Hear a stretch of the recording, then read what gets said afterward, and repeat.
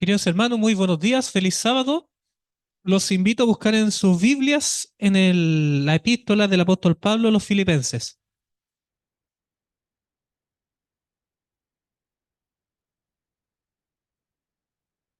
¿Ya? Filipenses capítulo 2. Vamos a leer desde el verso 12 al 18. Dice así la palabra de Dios. Filipenses capítulo 2, versos 12 al 18.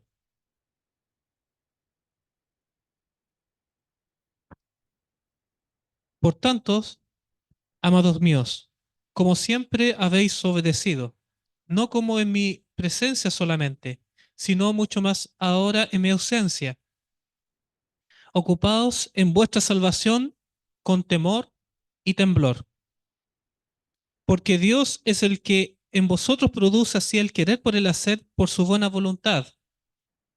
Haced pues haced todo sin murmuraciones y contiendas, para que seáis irreprensibles y sencillos, hijos de Dios sin mancha en medio de una generación maligna y perversa, en medio de la cual resplandecéis como luminares en el mundo, asidos de la palabra de vida, para que en el día de Cristo yo pueda gloriarme de que no he corrido en vano ni en vano he trabajado. Y aunque sea derramado en libación sobre el sacrificio y servicio de vuestra fe, me gozo y regocijo con todos vosotros. Asimismo, gozaos y regocijaos también vosotros conmigo. Oremos.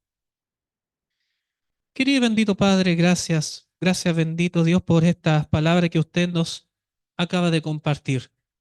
Gracias porque nos permite en este momento, al abrir su palabra, tener este momento de comentarla, de comprenderla y tomar decisiones de vida. Rogamos, Dios bendito, que se cumpla esta preciosa promesa del versículo 13 en nuestra querida iglesia de Rejas Norte. Queremos, Dios querido bendito, que usted haga el milagro, que usted, generando las condiciones, toque los corazones para que se produzca tanto el querer por el hacer. Gracias, querido Dios. Sabemos que usted nos responde cuando humildemente se lo pedimos. En el nombre poderoso de Jesucristo nuestro Señor. Amén. Intentaré compartir con ustedes la presentación. Espero que todo salga bien. Me dice si se está viendo a mi espalda. ¿Sí? Perfecto. Muchas gracias. El texto base que leyó nuestro hermano Marcelo al principio como texto de meditación para orar es Filipenses capítulo 3, versículo 13. Yo lo invito a que mantenga su Biblia abierta siempre en Filipenses capítulo 2, versos 12 al 18, porque va a ser nuestro texto base. ¿Cuál? Filipenses capítulo 2, versículo 12 al 18. En mi Biblia lleva por título Luminares en el mundo. Esta sección o perícopa, ¿cierto? Empieza del verso 12 al 18, que es un extracto de la palabra que contiene un mensaje en sí mismo. Es una perícopa que tiene un inicio y un final y un mensaje central. Verso 12 al 18 va a ser el texto de estudio de esta mañana.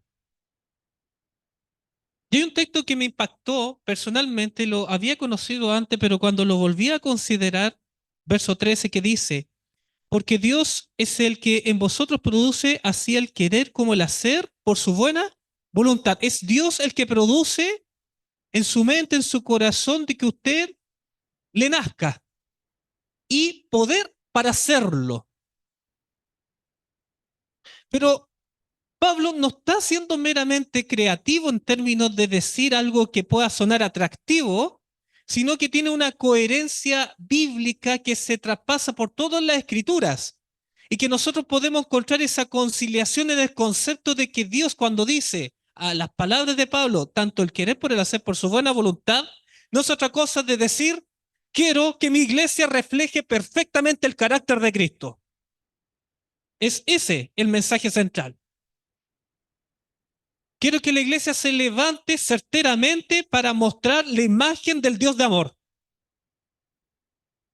Como lo decía también las mismas palabras del apóstol Pablo, para que a través de ese conocimiento que se ha dado se ha entregado, alcancemos la altura de la plenitud de Cristo. En las palabras de Jeremías, Dios desea inscribir su ley en tu mente y en tu corazón. En las palabras de Moisés en Deuteronomio capítulo 30, Dios quiere circuncidar tu corazón para que ames a Jehová con todo tu corazón, a fin de que vivas. En las palabras del mismo Señor cuando cayó Adán y Eva, lo primero que se le sentencia fue lo siguiente: enemistad pondré entre ti y la mujer, entre su simiente y la simiente de ella. Esta te herirá en el talón, pero tú le aplastarás la cabeza. La primera frase es enemistad pondré. Esa enemistad solamente la puede poner Dios. Dios es el que instala a través de su espíritu enemistad contra la serpiente. Y es la promesa que Dios dijo a la simiente, a la descendencia, ¿correcto? De que habría esa enemistad por la intervención de Dios, porque por naturaleza nosotros no tenemos enemistad con el enemigo. Tenemos amistad. Pero Dios es el que puede producir en vosotros así el querer por el hacer, por su buena voluntad. Dios puede provocar esa enemistad. Lo que me preocupa de este texto bíblico, queridos hermanos, no es por supuesto las posibilidades infinitas del Dios Todopoderoso que puede hacer lo posible. No complica el hecho de que la Biblia es confiable, ¿o no? La Biblia es confiable.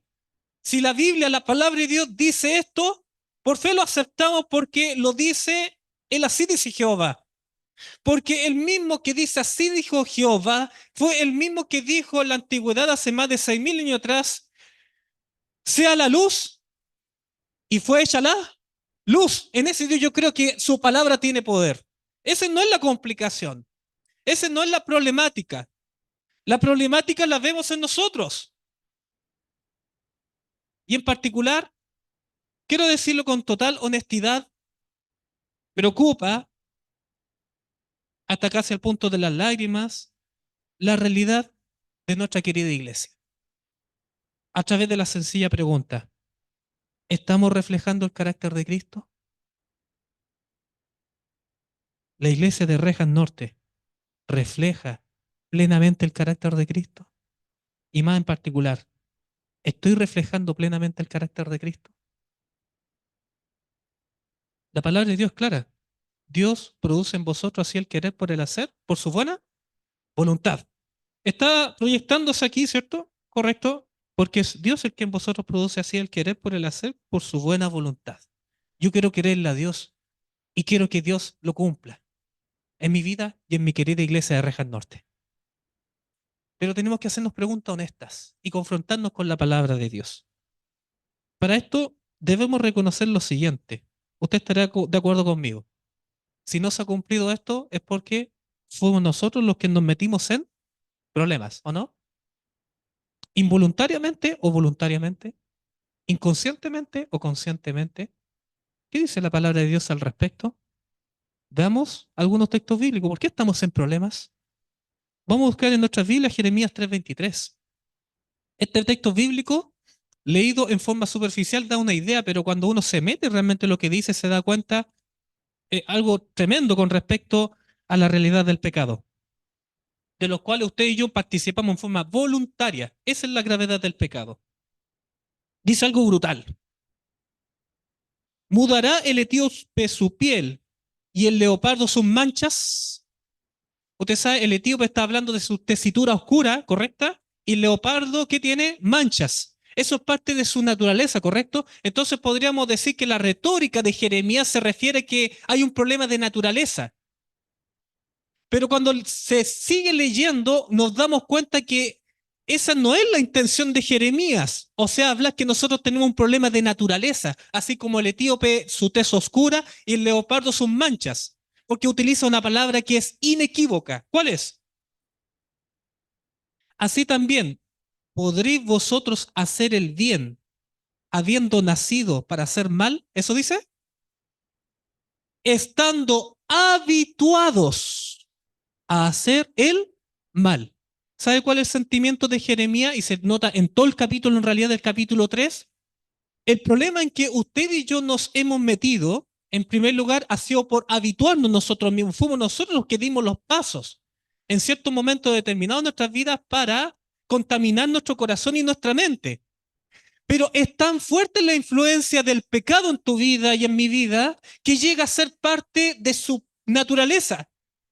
¿Qué pasa con una persona que nace, puede nacer en un hogar funcional, bueno, saludable, y los jovencitos, en la tontera de la juventud, empieza a probar sustancias que no corresponden? La primera vez hasta vomita, ¿sí o no? Cuando prueba esas sustancias. Pero la centésima vez no lo vomita, ni siquiera, y no solamente lo tolera, sino que lo necesita. Cambia la biología del cuerpo, ¿no? Por ejemplo, una persona alcohólica, una persona fumadora, una persona drogadicta, cambia las estructuras mentales, biológicas, que hacen que esa persona, ¿no es cierto?, perciba la necesidad y llega a ser como manchas al leopardo, ¿correcto? O como la tez oscura en la piel del etíope, en las palabras de Jeremías. Pasa a ser parte de su esencia el pecado. Pero utiliza la palabra habituados. Son los hábitos los que provocaron justamente aquello. Entonces tenemos que reconocer, 3:23, 13. Ah, gracias por corregirlo, ya anótenlo, capítulo 3, versículo 13. Muy, muy amable. Estamos atentos, eso es bueno. Segunda evidencia bíblica, de las tantas, por supuesto, no podemos hacer uno exhaustivo. ¿Qué dice Juan capítulo 8, verso 34? Evangelio según Juan capítulo 8, verso 34. Jesús responde, ¿quién es esclavo del pecado? Hay una perversa línea teológica que dice que nosotros nacemos esclavizados. Y la única parte que Jesús dice, el momento preciso cuando nosotros nos volvemos esclavos, está en Juan capítulo 8, verso 34. Es la única parte certera, inequívoca, que dice cuándo nosotros nos metimos en problemas. ¿Cuándo es? Juan capítulo 8, verso 34 dice lo siguiente. Jesús le respondió, de cierto os digo, que todo aquel que, ¿qué dice? Hace pecado, esclavo es del pecado. En otras Biblias, quizá usted la tenga, dice, aquel que practica, aquel que se habitúa. Las mismas palabras de Jeremías utiliza el mismo concepto aquí el Señor Jesucristo. ¿Quién se metió en problemas? ¿Fueron sus papás, su abuelo o usted mismo, usted misma? Tenemos que ser honestos con el Señor. Yo quiero decir algo mucho más directo en este sentido de esta falsa teoría que dice que nosotros nacemos, digamos, enemistados. Yo quiero decirle lo siguiente. Alguien de aquí de los presentes, por favor no responda, es retórico, es para su conciencia. ¿Se siente en este momento avergonzado con el Señor? ¿Se siente alejado del Señor? Espero que no, quizás ojalá haya sido cosas del pasado. ¿Usted se ha sentido avergonzado delante del Señor? ¿Se ha sentido con cosas pendientes con el Señor en momentos determinados de su vida? Podríamos preguntar mejor quién no. Y probablemente nadie levantaría la mano si somos honestos, por cuanto todos pecaron y están destituidos de la gloria de Dios. Quiero hacerle una pregunta bien honesta y respóndelo honestamente. Si usted se ha sentido avergonzado, pendiente con el Señor, o si lo siente ahora, esto es para su conciencia. No me vaya a decir, ¿acaso, que usted se sentía avergonzado por lo que hizo su papá? ¿Por lo que hizo su abuelo? ¿Por lo que hizo su tatarabuelo? Y si lo remontamos, ¿hasta dónde llegamos? ¿Hasta Adán? ¿Acaso usted está avergonzado por lo que hizo Adán? ¿Usted está despojado de la presencia de Dios por lo que hizo Adán o por lo que hizo usted? ¿Por qué usted está avergonzado o ha estado avergonzado delante del Señor? Si usted es bien hombrecito, si usted es bien mujercita, va a reconocer esto último, de que nuestra cuenta pendiente tiene que ver con nosotros. Como precisamente habla Ezequiel, el padre no llevará los pecados de sus hijos y los hijos no llevarán los pecados de sus padres. La impiedad del impío será sobre él y la vida en justicia será sobre el justo. Cada uno es responsable delante del Señor. ¿Qué dice Génesis capítulo 8, verso 21? Tercera evidencia, hay muchos, ¿ah? Traje solamente una selección. Esto en contexto del diluvio. Posterior al diluvio, en la mitad del versículo, bien largo el versículo, solamente aquí lo recorté, la parte que nos interesa, pero habla de la promesa de Dios de no volver a destruir el planeta con el diluvio. A mitad del versículo dice lo siguiente, porque el intento del corazón del hombre, ¿qué dice? Es malo ¿desde cuándo? ¿Cuándo el hombre se pervierte? ¿Cuándo nace?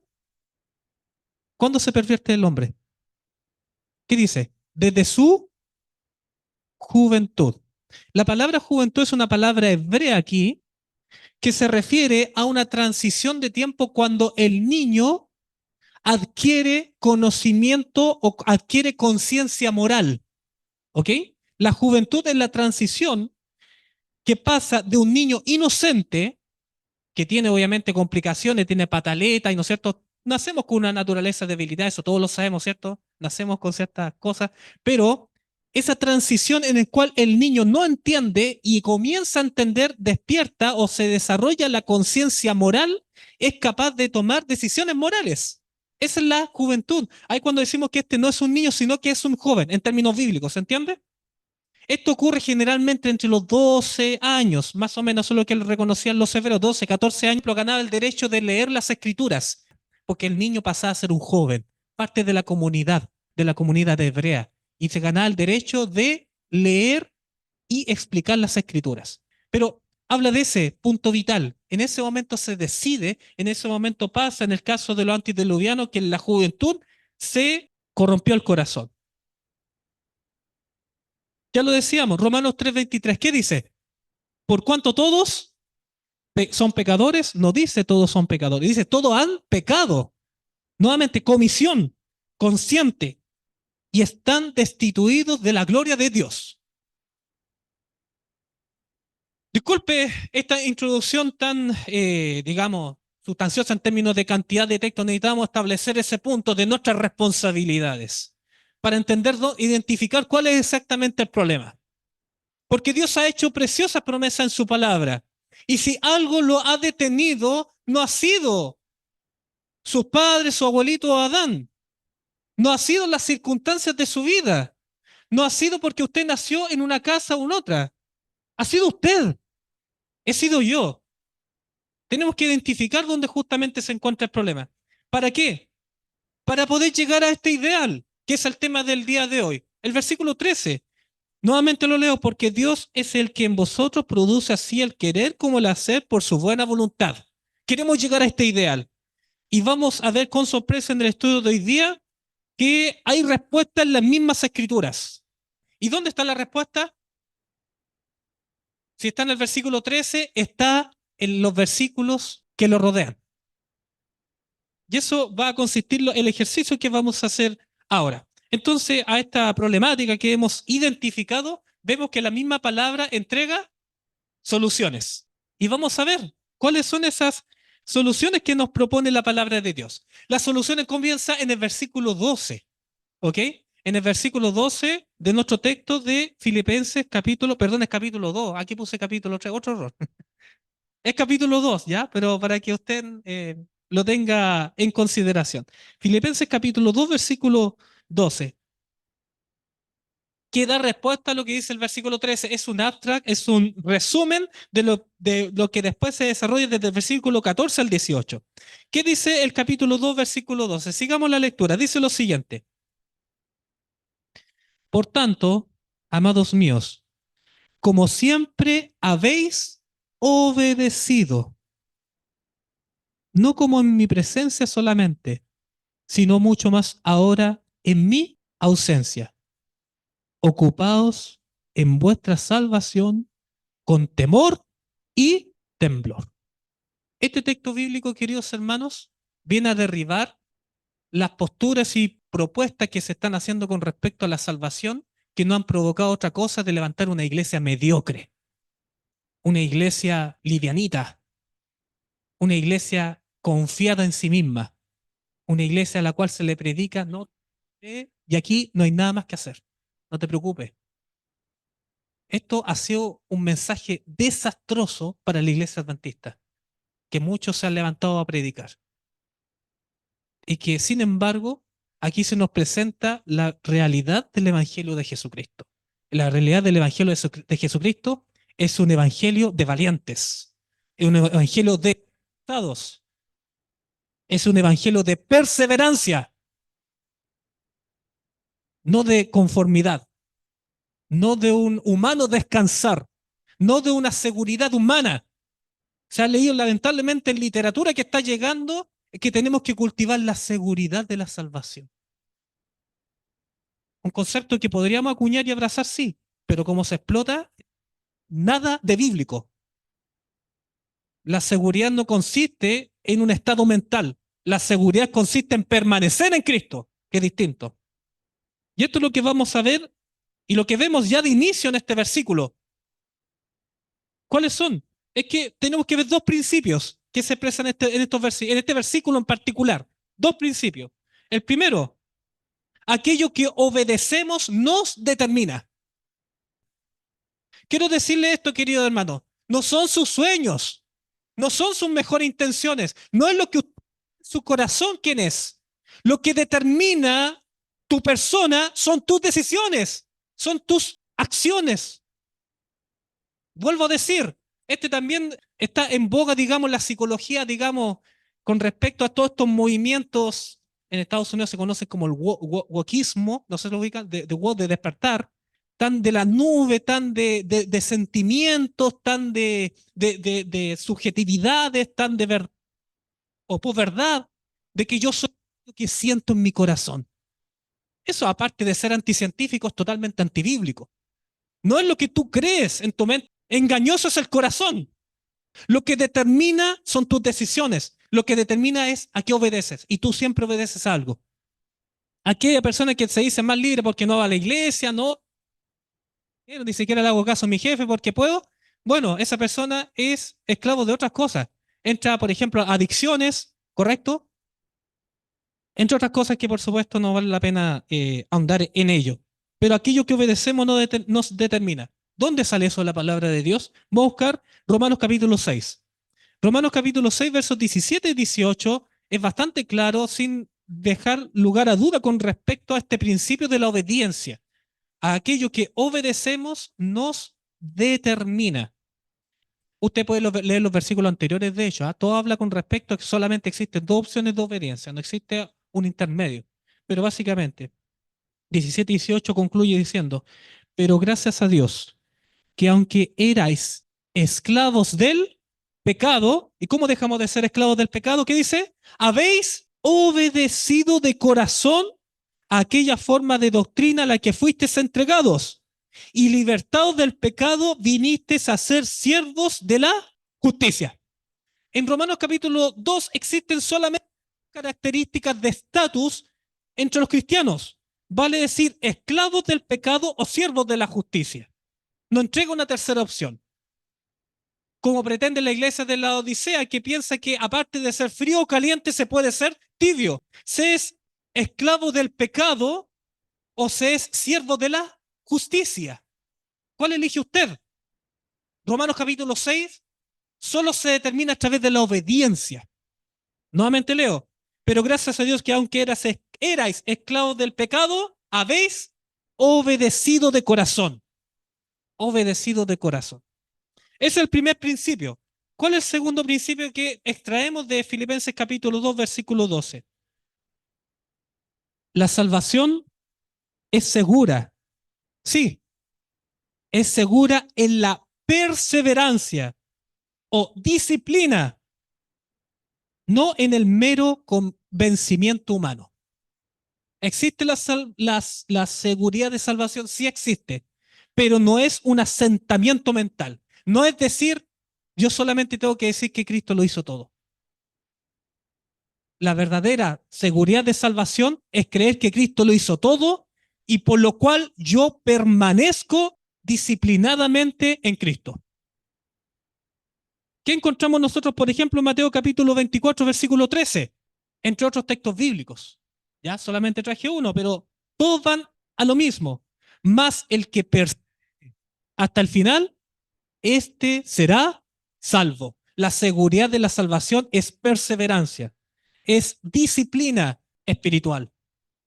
Y todo, en realidad, todo el crecimiento espiritual se basa en la disciplina, en someter sus facultades a la voluntad poderosa del Señor Todopoderoso, valga la redundancia. Pero Dios no hará nada que usted puede y debe hacer, que es someter sus facultades es entregar su vida, desde sus pensamientos hasta sus actos. Vamos a ver, entonces, encontrándonos con este texto bíblico de Filipenses 3:12, que decía, por tanto, amados míos, como siempre habéis obedecido, no como en mi presencia solamente, sino más ahora en mi ausencia, ocupados en vosotros, en vuestra salvación, con temor y temblor. Vemos entonces aquello que obedecemos nos determina y la salvación es segura en la perseverancia o disciplina, ¿no es cierto?, de permanecer en Cristo, no en el mero convencimiento humano. La salvación segura no es convencimiento, es disciplina, es perseverancia, es ocuparse de vuestra salvación con temor y temblor. Necesitamos llegar a esto. Por lo menos vimos los grandes principios que sustentan el versículo 13 para que Dios produzca así el querer por el hacer por su buena voluntad. Estamos en condiciones de dar respuestas preliminares. Fíjese, estamos en condiciones de dar respuestas preliminares cómo Dios puede operar en su corazón, en su mente, el querer por el hacer. ¿Usted quiere que Dios intervenga en su corazón para que ponga ese querer por el hacer? Lo quiero, lo necesitamos. Y esto es solo posible a través de los elementos que exploramos. Obediencia, fidelidad a la palabra. Y en segundo término, disciplina, perseverancia. Esto es una tarea diaria. No es místico, no es mágico, no es contemplativo, no es algo que se vive en una experiencia mística con Dios, sino que tiene que ver con un trabajo arduo de perseverancia que parte en mi casa, parte con mis hábitos, parte cómo trato a mis hijos, parte cómo trato a mi esposa, a mis semejantes, cómo trato a mis compañeros de trabajo, cómo me relaciono con las personas de mi colegio, del colegio, de donde sea. Y en términos bien evidentes en la iglesia, cómo me relaciono en términos de mis hábitos, qué es lo que estoy consumiendo, qué es lo que están viendo mis ojos, qué es lo que estoy comiendo y bebiendo. No pretenda hacerse fuerte en el Señor si no sigue, por ejemplo, y no está dispuesto a hacer cambios radicales en su alimentación. De esto hay bastante poco conocimiento de la importancia, por ejemplo, del régimen pro salud. No se entiende realmente la profundidad de este sentido, de lo cual se dice que es el brazo derecho del mensaje del tercer ángel. Y es porque si ha de seguirse, por ejemplo, el régimen pro salud, que es lo que recién se votó, ¿cierto? Dios habilite su mente, su cuerpo, sanándolo, liberándolo de toxinas que contienen las carnes para mejorar sus conexiones neuronales y el Espíritu Santo empiece a fluir con mucho más a través de su razonamiento, de modo que al leer la palabra pueda entenderla con mayor claridad. Entre otras cosas, este es el propósito del régimen pro salud, entre otras cosas, hábitos que nosotros necesitamos someter a la voluntad del Señor, no con un mero Señor, Señor. El Evangelio no es Señor, Señor. No, yo creo, simplemente levanto las manos, cierro mis ojos. No todo aquel que me dice Señor, Señor entrará en el reino de los cielos, sino el que hace la voluntad de mi Padre que está en los cielos. Nuevamente digo, disciplina, es perseverancia, es decisiones que usted y yo tenemos la oportunidad de cada día practicar. Y esto es un acto también de humildad, porque cuando usted dice yo no necesito nada de estas cosas porque en realidad ya está todo hecho, lo que usted está haciendo en realidad eso es soberbia, eso es orgullo. Porque no está sometiendo sus facultades a Dios. Usted está diciendo que no necesita entregarse. Y es todo lo contrario, necesitamos entregar nuestras vidas, nuestras facultades, nuestros hábitos, nuestra alimentación, nuestras palabras, nuestro consumo a través de nuestras vistas y de nuestros oídos. Vamos a ver entonces, ¿qué es lo que tenemos que evitar? Pablo, desde el verso 14 en adelante, nos hace un aterrizaje en qué consiste todo lo que dijo anteriormente. Obediencia y ocuparse de la salvación con temor y temblor. Desde el verso 14 lo aterriza en práctica. El primero de ellos dice lo siguiente: haced todo, ¿qué dice? Sin murmuraciones y contiendas. Filipenses 2:14, haced todo sin murmuraciones y contiendas. Querido hermano, usted, si quiere que Dios obre hacia el querer por el hacer, por su buena voluntad, usted no tiene tiempo de participar en estupideces. Disculpe que se lo diga tan directamente.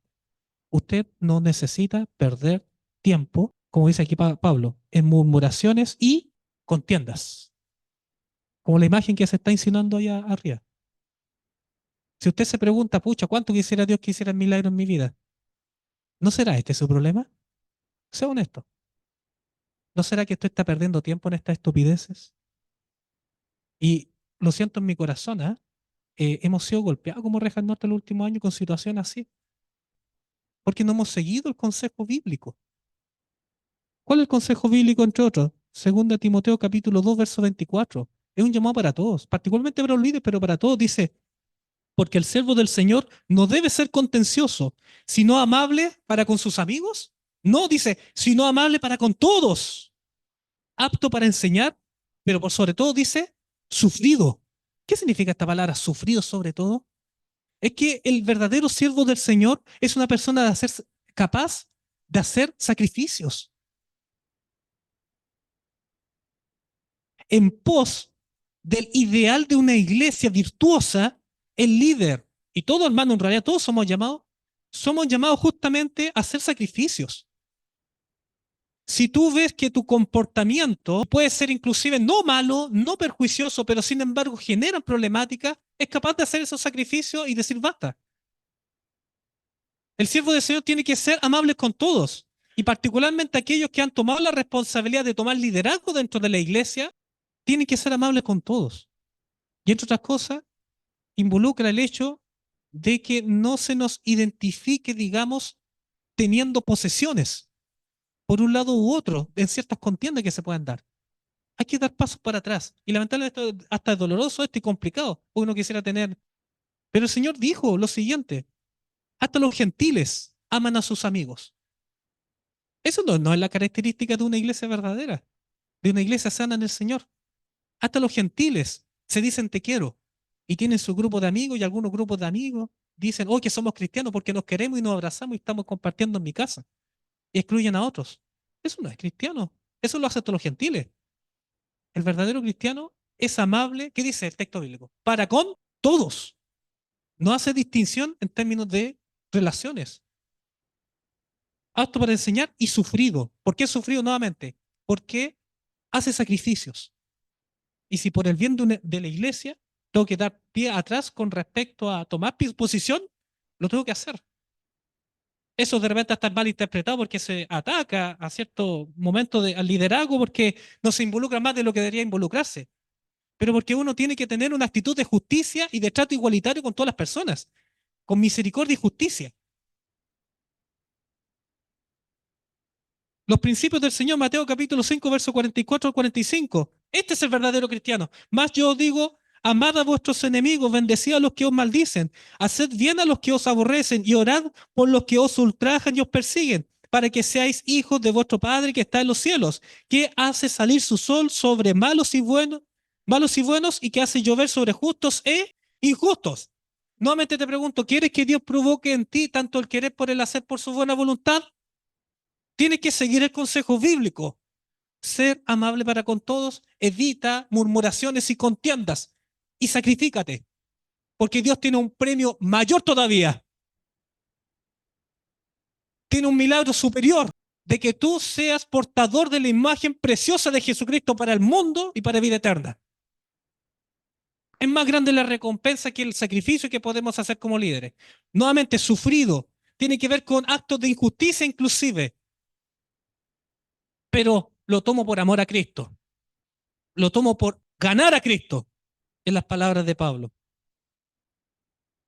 Segundo consejo, aterrizando en el versículo que viene, ¿qué se nos invita a hacer? Ahora en el versículo 15, para que seáis irreprensibles y sencillos, hijos de Dios sin mancha, en medio de una generación maligna y perversa, en medio de la cual resplandecéis como luminares en el mundo. Dios requiere de ti, y es claro y categórico en la palabra, que no te digan otra cosa.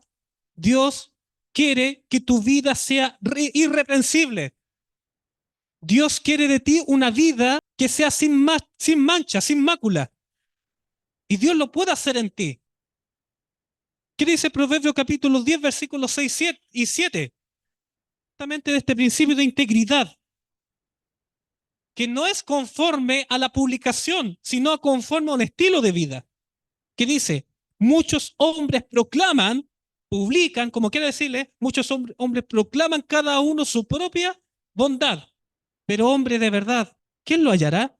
Camina en su integridad el justo, sus hijos son dichosos después de él. El camino de la integridad no es un camino que se proclama, es un camino que se le transita, se le camina y que trae frutos los cuales no es aquello que se publica o se proclama, sino que tiene un impacto en la persona o las personas más importantes de tu vida, que son tus hijos. Esto es una triste realidad, se ha visto de muchos líderes, grandes líderes, pastores, ¿cierto? Entre otros, que pueden ser de tremendo testimonio públicos, pero que su familia es un desastre. Tu primera responsabilidad, tu primera iglesia, tu familia. La integridad comienza con familia, no publicándolo, no meramente proclamándolo. Eso no es un hombre de verdad que anda en virtudes, sino aquel que camina en integridad, el justo, y sus hijos son dichosos en ese caminar. El verdadero hombre íntegro no le hace la vida imposible a los hijos, el otro extremo, ¿cierto? Es un padre, es una madre que hace que sus hijos vivan una vida dichosa, porque es un hogar donde hay amor, hay justicia, ¿cierto? Hay claridad, hay reglas claras. ¿Acaso los niños no necesitan reglas claras? Por supuesto, es lo que más necesitan. Oyendo más allá, porque el Señor Jesús habló en forma muy dura con aquellos que se escandalizan, entre ellos el ladrón, entre ellos el adúltero. Pero el Señor dijo que la ley de Dios es mucho más profunda. ¿Qué dijo? Pero yo os digo que cualquiera que mire a una mujer para codiciarla, ya adulteró con ella su corazón. Aquí está para aquellos que se escandalizan por situaciones en las cuales un hombre, una mujer, ¿cierto? Cae en ciertas cosas que son lamentables y perjuiciosas, ¿cierto? Pero que sin embargo los estándares del Señor son mucho más elevados.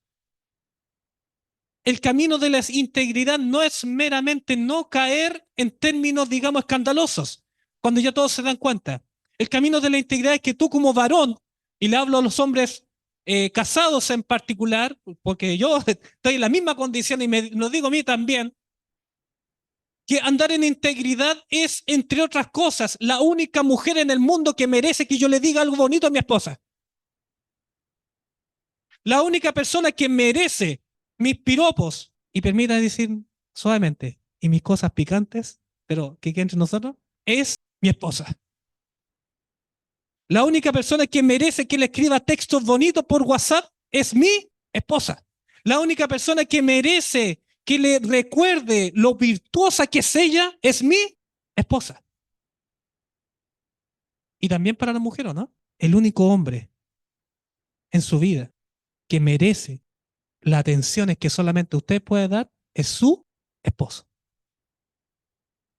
Yo no tengo tiempo para cruzar la mirada con otra mujer que no sea con la mía. No tengo tiempo ni de coqueteo ni nada de eso. Eso se lo reservo todo, toda mi energía, todos mis pensamientos, toda mi dedicación a una pura mujer que es la que amo con todo mi corazón. Porque se lo prometí al Señor. Eso es andar en integridad. No meramente cuando la cosa se llegó a las últimas instancias. Es una decisión diaria. Una decisión diaria de honestidad, de integridad, de no quedarse con lo ajeno, porque para los ojos del Señor quedarse con un vuelto es tan pernicioso que haber robado un banco. Vamos a lo siguiente, el siguiente consejo de Pablo. Vamos al siguiente versículo. ¿Cuál vamos ahora? Verso 16. Ha sido de la palabra de vida, para que en el día de Cristo yo pueda gloriarme de que no he corrido en vano, ni en vano he trabajado. ¿A qué nos llama esto? Para que tengamos en nosotros así el querer por el hacer por su buena voluntad. Salmo capítulo 119, verso 11, lo leímos, ¿cierto? En la escuela sabática. En mi corazón he guardado tu palabra, en mi corazón he guardado tu ley, En mi corazón he guardado tus dichos para no pecar contra ti. Es la palabra de Dios, es su mensaje particular, única y autoritativa, la suficiente para que tú vivas una vida en la cual Dios pueda intervenir para que implante tanto así el querer por el hacer por su buena voluntad. Vuelvo a repetir, para que se implante el querer por el hacer por su buena voluntad, no son sus buenas intenciones, queridos hermanos, no son sus mejores sueños, no son el consejo de los sabios, no es las conclusiones de los comités de expertos, es la palabra de Dios la que va a provocar en el estudio asiduo, constante y en obediencia que Dios haga la transformación en su corazón.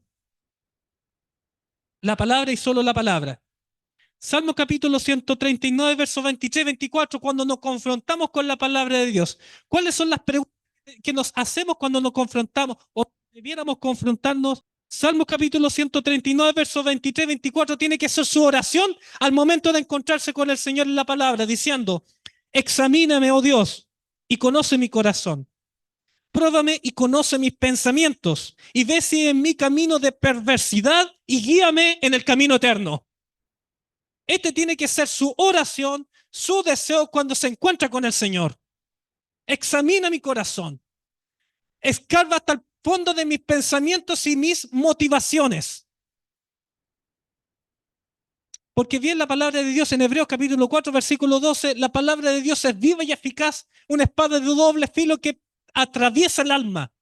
Así es el poder de la palabra de Dios, diciendo los pensamientos, las intenciones del corazón.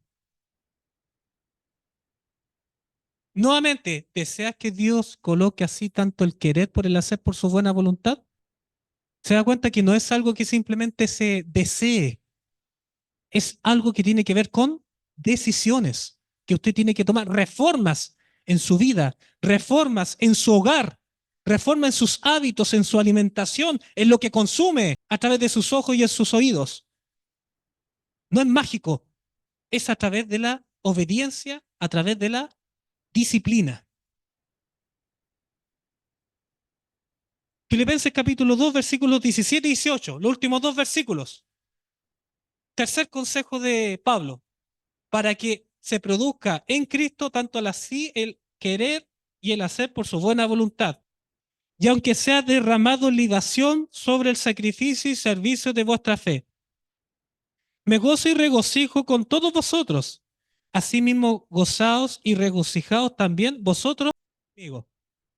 La pregunta que todo cristiano, tarde o temprano, y en particular en el último tiempo, ha de responder es lo siguiente.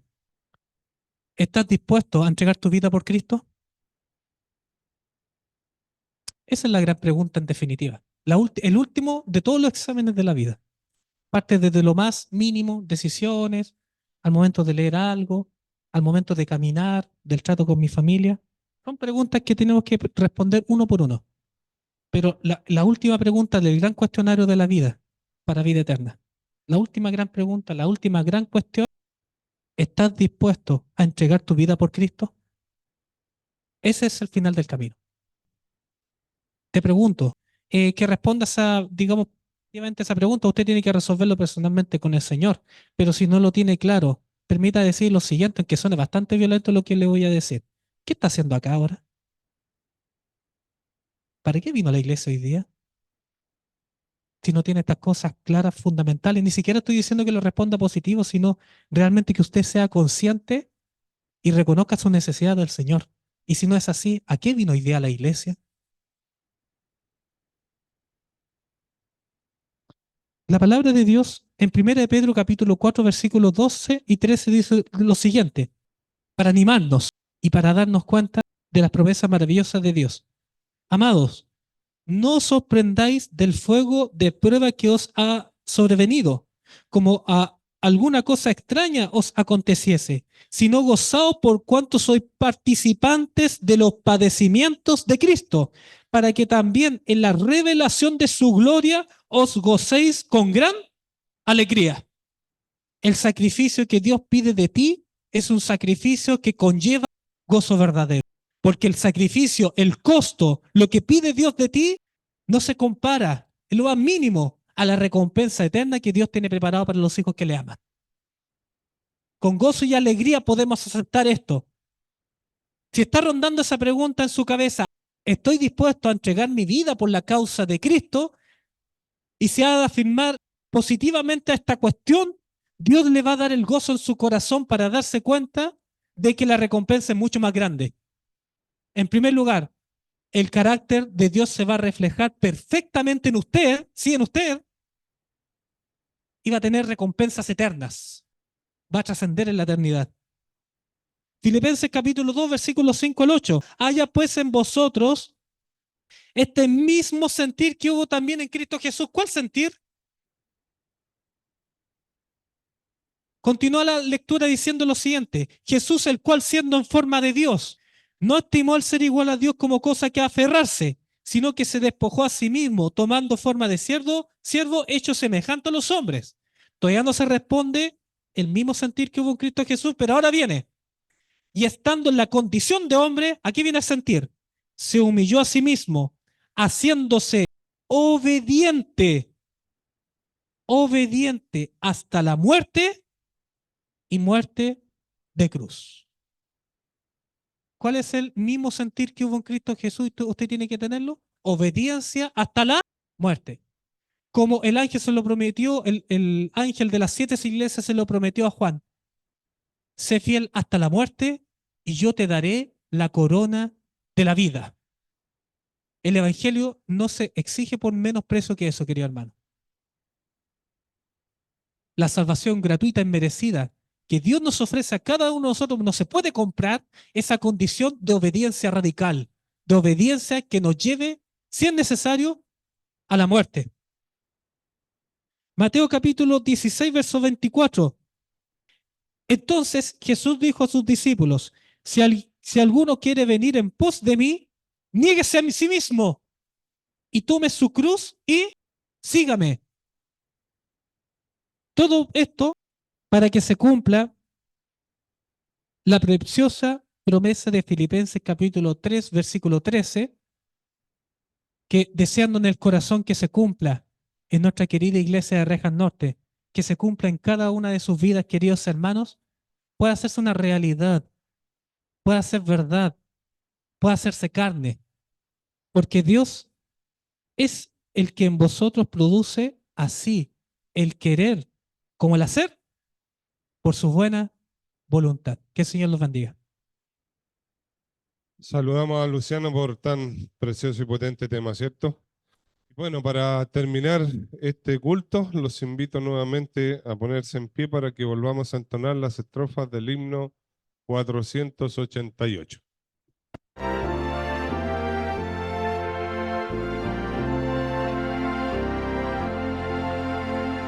Al andar con Jesús en su fulgida luz, en mi senda su gloria veré y su voz he de oír, pues promete vivir con aquel que obedece por fe.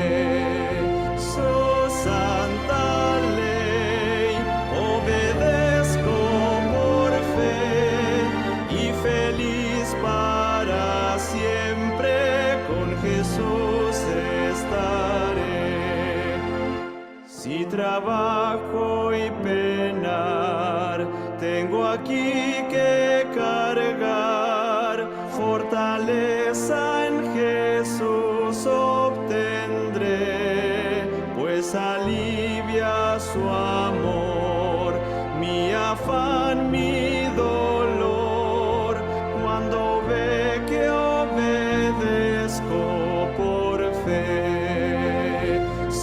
Santa ley, obedezco por fe y feliz para siempre con Jesús estaré. Nunca pude saber de su amor el placer, hasta que todo a Cristo entregué, su bondad, su favor, su poder redentor, goza aquel que obedece por fe. Su santa ley obedezco por fe, y feliz para siempre con Jesús estaré. Fiel amigo Él es, sentaréme a sus pies, y a su lado el camino andaré. Lo que Él diga haré, donde Él quiera iré, sin temor obedezco por fe. Su santa ley obedezco por fe, y feliz para siempre con Jesús estaré.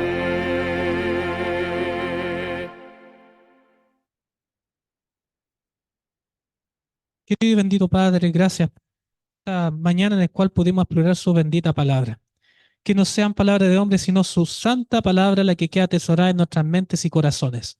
Con el mensaje de un evangelio en el cual podemos ponernos a disposición con el precioso regalo que usted nos ofrece para echar mano cada día. Gracias, Dios bendito, por tan grande misericordia que tuvo con nosotros. Y rogamos cada día fortalezca nuestras mentes, fortalezca nuestras facultades para estar atentos, para estar apercibidos en este mundo, en este tiempo malo, pero para no solamente guardarse, sino para ser una luz efectiva para aquellos que necesitan de usted. Gracias, querido Padre, rogamos su bendición en el nombre de nuestro Señor Jesús. Amén.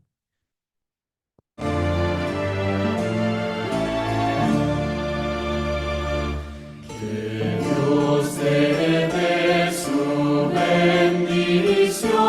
Shalom, shalom. Te guarde Dios de todo mal. Shalom, shalom.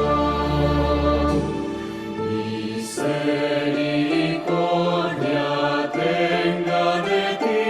Shalom, shalom, y resplandezca su bondad. Shalom, shalom, Él alce su rostro sobre ti. Shalom, shalom.